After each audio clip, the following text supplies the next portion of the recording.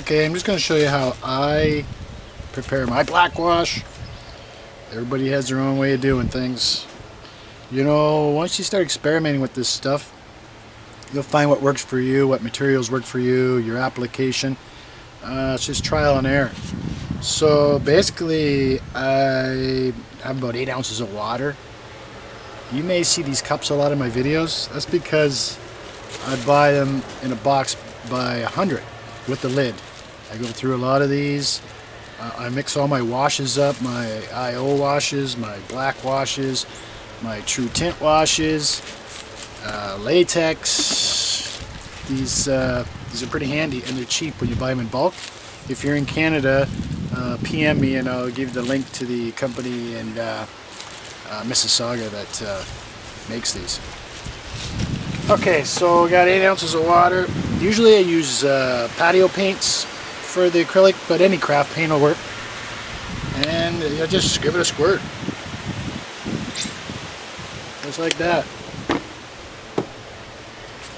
Now this brush is from my other black wash. Stir it. Now, when you go up the side, you can see approximately how much pigment you have, or how much acrylic paint you've picked up with the water.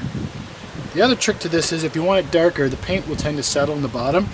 So if you want a bit of a darker stroke, just pick up the material from the bottom, go deep. If you just want water, keep it near the top.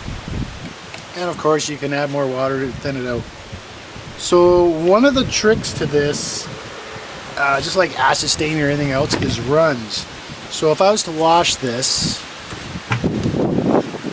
it'll run down the side. If you let it go too long, it's kind of tough to get rid of. So you just want to wash it. Black wash.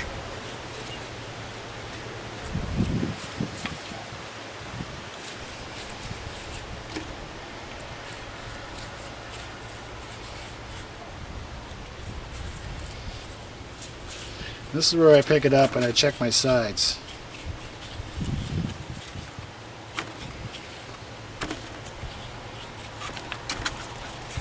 And the back, I'm not too worried about it. This is a plaque style. It's going to be hanging, but just give it a bit of wash. You can notice from the front, like I didn't do the IO wash on the back of this because who's going to see it? You know? So I'll do my edge again. We're just filling my head, but that's alright. So, let that dry out a bit. Now you see I didn't get as much black in there as I wanted. So, if I just put it on there,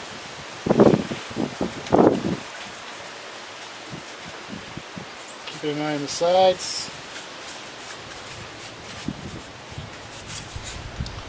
It's a little heavy on this side. Just dab it. There.